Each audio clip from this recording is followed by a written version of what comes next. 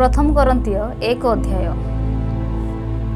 पाउल ईश्वरଙ୍କ छामुरे ख्रीष्ट जीशुଙ୍କ आहूत जणे प्रेरित ओ भ्राता सोस्तिना करंतीरे थिबा ईश्वरଙ୍କ मंडली निकटकू लेखुअछंती जो माने सर्वत्र से मानक ओ आंभमानक स्थान रे आंभमानकर प्रभु जीशु ख्रीष्टଙ୍କ नामरे प्रार्थना करंती से समस्तଙ୍କ सहित ख्रीष्ट जीशुଙ୍କ ठारे पवित्र कृत ओ आहूत साधु जे तुम्भे माने तुमମାନଙ୍କ प्रति आंभମାନଙ୍କର पिता ईश्वर ओ प्रभु जीशु ख्रीष्टଙ୍କ ठारू अनुग्रह ओ शांति हेउ।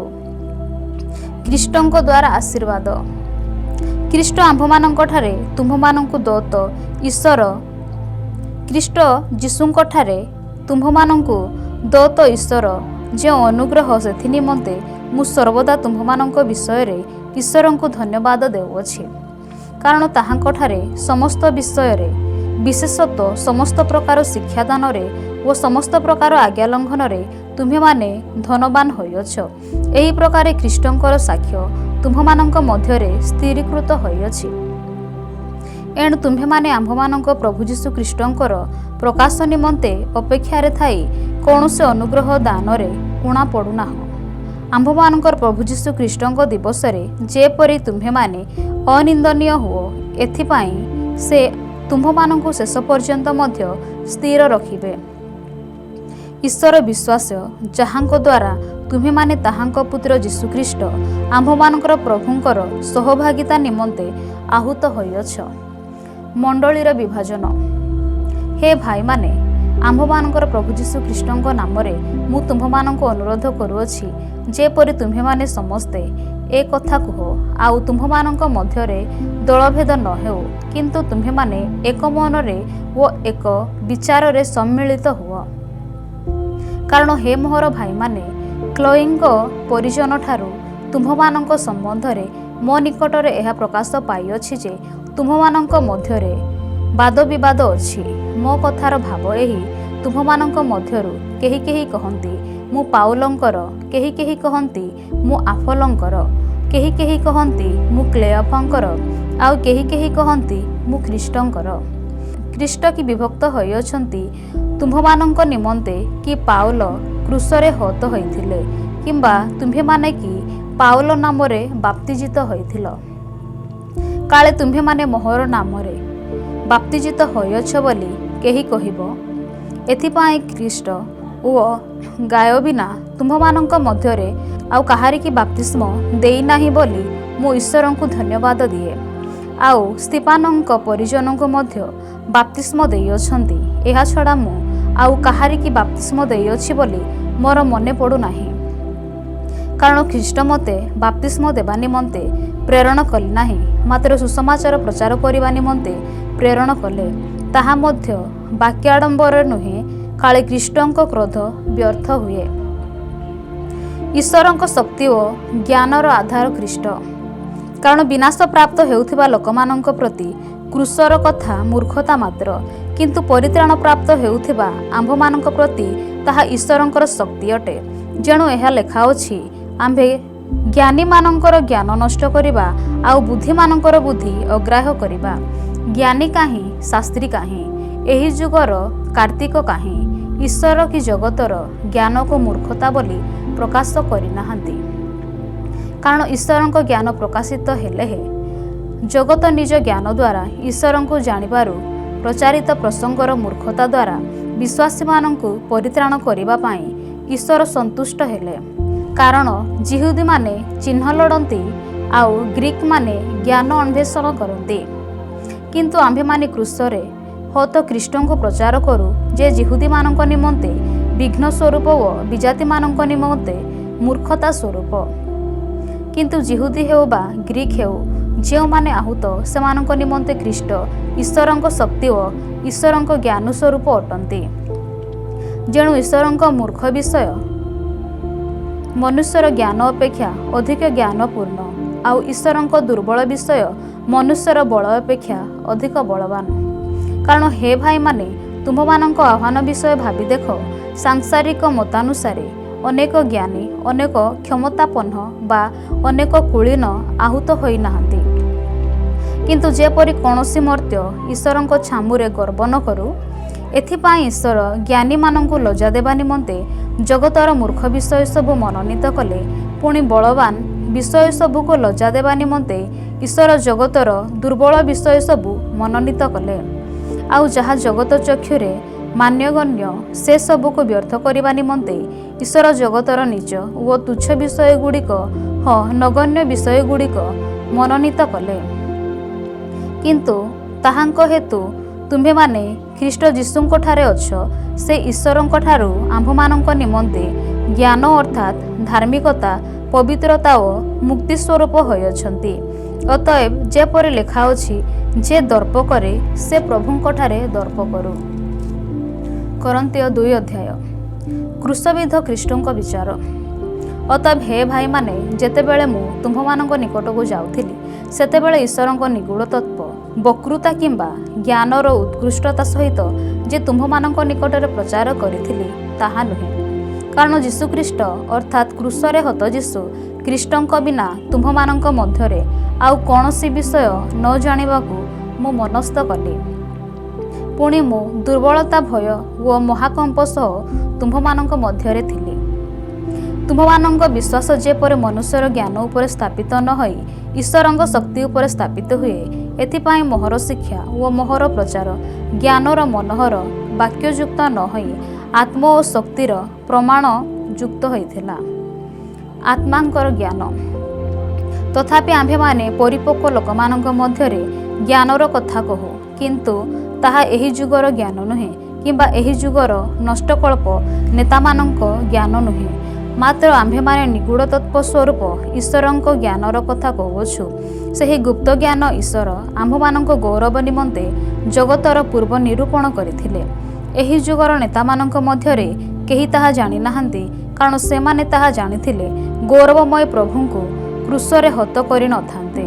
किंतु जेपरि लेखा अछि चक्षु जहा देखि नाही कर्ण जहा सुनि नाही आउ मनुष्यर हृदय रे जहा जात होई नाही जे समस्त विषय ईश्वर आपणा प्रेमकारी लोकमानंक निमंते प्रस्तुत करियछंती। किंतु ईश्वर आम्भमानंक निमंते आत्मांक द्वारा जे समस्त प्रकाश करियछंती जेणु आत्मा समस्त विषय ईश्वरंकर गभीर विषय सबु अनुसंधान करती।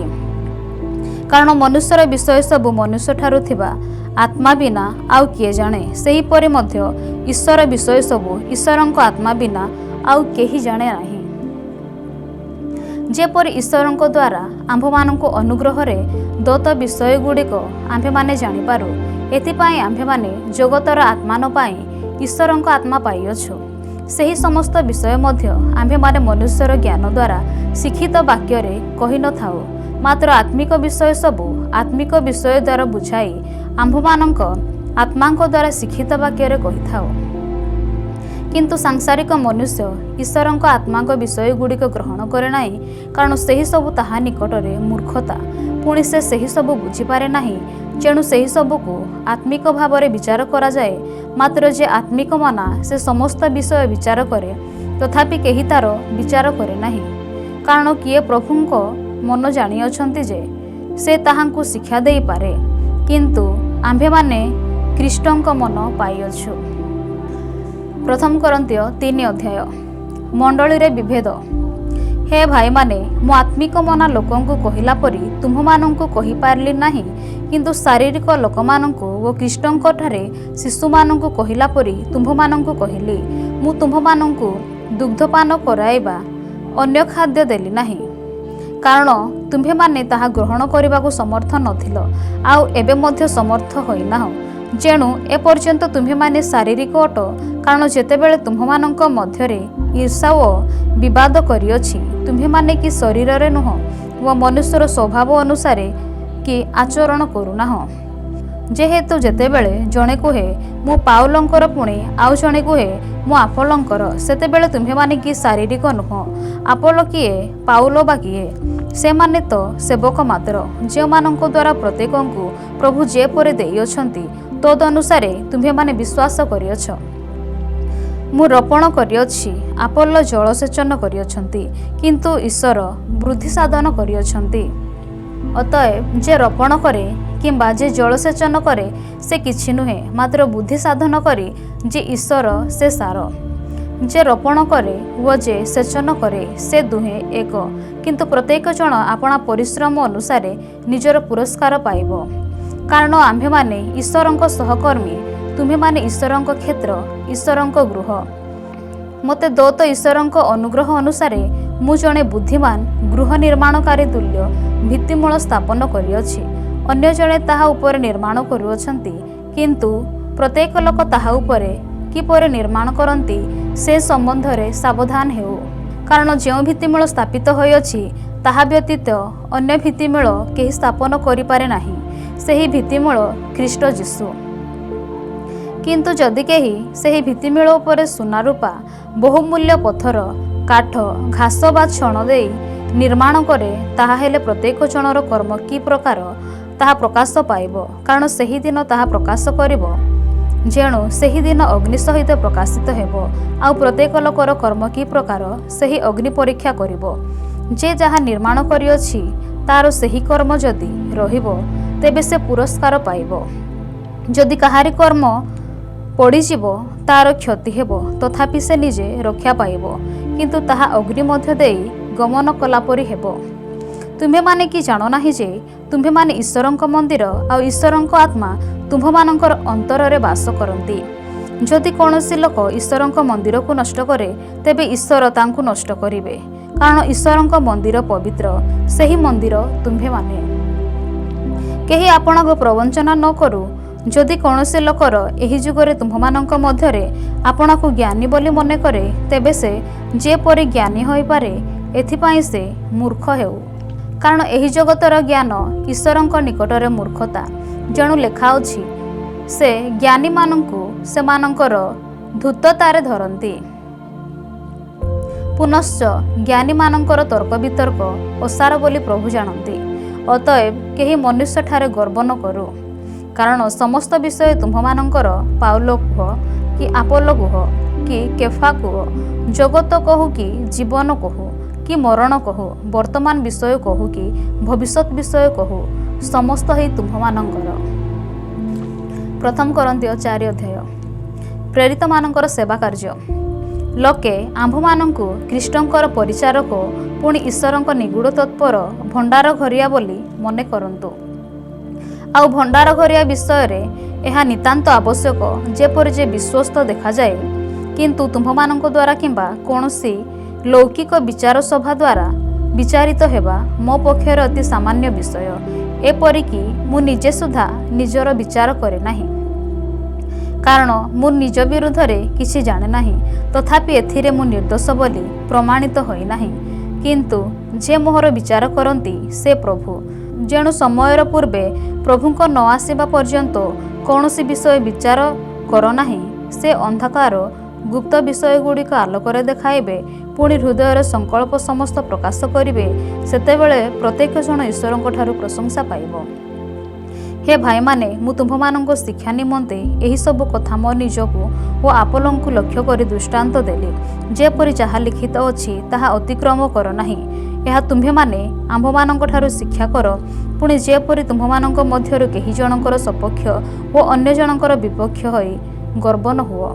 कारण किए तुम्भकु श्रेष्ठ करिअछि, आउ जहा तुम्भे दान स्वरूपे पाइना हो एपरि तुम्भर कोण अछि। किंतु जदि तुम्भे ताहा दान स्वरूपे पाइअछ तेबे ताहा दान स्वरूपे पाइ नथिला परि काहेकि गर्व करुअछ। इतिमध्यरे तुम्भे माने कोण परितृप्त होइगलଣି, इतिमध्यरे तुम्भे माने कोण धनवान होइगलଣି। आम्भमानंक बिना तुम्भमानंक कोण राजा होइअछि? हो, तुम्भे माने राजा होइथिले भल होइथांता, जेपरि आम्भे माने मध्य तुम्भमानंक सहित राजत्व करि पाइथांतु। कारण मोहर मन हुए प्रेरित जे आम्भे माने आम्भमानंक ईश्वर मृत्युमुखरे समर्पित सर्वशेषर लोकमानंक सदृश प्रदर्शन करिअछन्ति। जेणु आम्भेमाने जगत दूत ओ मनुष्यमानंक निकटरे कौतुकर विषय होइअछु। आम्भेमाने ख्रीष्टंक निमंते मूर्ख, किंतु तुम्हेमाने ख्रीष्टंक ठारे बुद्धिमान। आम्भेमाने दुर्बल, किंतु तुम्हेमाने बलवान। तुम्हेमाने गौरव प्राप्त, किंतु आम्भेमाने अनावृत। ए समय पर्यंत सुधा आम्भेमाने क्षुधित ओ तृषित, वस्त्रहीन ओ प्रहारित होइअछु। पुणी निराश्रय होई भ्रमण करू करू स्वहस्तरे कर्म करी परिश्रम करुअछु। ନିନ୍ଦିତ ହୋଇ ଆଶୀର୍ବାଦ କରୁଅଛୁ, ତାଡ଼ନା ପ୍ରାପ୍ତ ହୋଇ ସହ୍ୟ କରୁଅଛୁ, ଅପବାଦିତ ହୋଇ ମିଳନର କଥା କହୁଅଛୁ। ଏପର୍ଯ୍ୟନ୍ତ ସୁଦ୍ଧା ଆମ୍ଭେମାନେ ଜଗତର ଆବର୍ଜନା ସମସ୍ତଙ୍କ କଳଙ୍କ ସ୍ୱରୂପ ହୋଇଅଛୁ। ମୁଁ ତୁମ୍ଭମାନଙ୍କୁ ଲଜ୍ଜା ଦେବା ନିମନ୍ତେ ଏହି ସମସ୍ତ ବିଷୟ ଲେଖୁନାହିଁ, କିନ୍ତୁ ମୋହର ପ୍ରିୟ ସନ୍ତାନ ବୋଲି ମନେକରି ତୁମ୍ଭମାନଙ୍କୁ ଚେତନା ଦେବା ନିମନ୍ତେ ଏହି ସମସ୍ତ ଲେଖୁଅଛି। କାରଣ ଯଦ୍ୟପି ଖ୍ରୀଷ୍ଟଙ୍କ ବିଷୟରେ ତୁମ୍ଭମାନଙ୍କର 10,000 ଶିକ୍ଷକ ଥାନ୍ତେ, ତଥାପି ତୁମ୍ଭମାନଙ୍କର ଅନେକ ପିତା ନାହାନ୍ତି। କାରଣ ଖ୍ରୀଷ୍ଟ ଯୀଶୁଙ୍କଠାରେ ମୁଁ ତୁମ୍ଭମାନଙ୍କୁ ସୁସମାଚାର ଦ୍ୱାରା ଜନ୍ମ ଦେଇଅଛି। ଏଣୁ ମୁଁ ତୁମ୍ଭମାନଙ୍କୁ ଅନୁରୋଧ କରେ, ତୁମ୍ଭେମାନେ ମୋହର ଅନୁକାରୀ ହୁଅ। ଏଥିସକାଶେ ମୁଁ ତୁମ୍ଭମାନଙ୍କ ନିକଟକୁ ତିମୋଥୀଙ୍କୁ ପଠାଇଅଛି। ସେ ପ୍ରଭୁଙ୍କଠାରେ ମୋହର ପ୍ରିୟ ଓ ବିଶ୍ୱସ୍ତ ପୁତ୍ର, ଯେପରି ମୁଁ ସର୍ବତ୍ର ସମସ୍ତ ମଣ୍ଡଳୀର ଶିକ୍ଷା ଦେଇଥାଏ, ସେହିପରି ସେ ସମସ୍ତଙ୍କୁ ମୋହର ଖ୍ରୀଷ୍ଟୀୟ ଆଚରଣ ସମସ୍ତ ସ୍ମରଣ କରାଇବେ। ମୁଁ ତୁମ୍ଭମାନଙ୍କ ନିକଟକୁ ଯିବି ନାହିଁ ବୋଲି ମନେକରି କେହି କେହି ଗର୍ବରେ ପୂର୍ଣ୍ଣ ହେଉଅଛନ୍ତି। କିନ୍ତୁ ଯଦି ପ୍ରଭୁ ଇଚ୍ଛା କରନ୍ତି, ମୁଁ ତୁମ୍ଭମାନଙ୍କ ନିକଟକୁ ଶୀଘ୍ର ଯିବି। ପୁଣି ଯେଉଁମାନେ ଗର୍ବ କରୁଅଛନ୍ତି ସେମାନଙ୍କର ବାକ୍ୟ ନୁହେଁ, କିନ୍ତୁ ଶକ୍ତି ବୁଝି ନେବି। କାରଣ ଈଶ୍ୱରଙ୍କ ରାଜ୍ୟ ବାକ୍ୟରେ ନୁହେଁ, ମାତ୍ର ଶକ୍ତିରେ ପ୍ରକାଶ ପାଏ। ତୁମ୍ଭମାନଙ୍କର ଇଚ୍ଛା କ'ଣ? ମୁଁ ବେତ ଘେନି ତୁମ୍ଭମାନଙ୍କ ପାଖକୁ ଯିବି, ନା ପ୍ରେମ ଘନି ଓ ମୃଦୁତାର ଆତ୍ମା ଘେନି ଯିବି?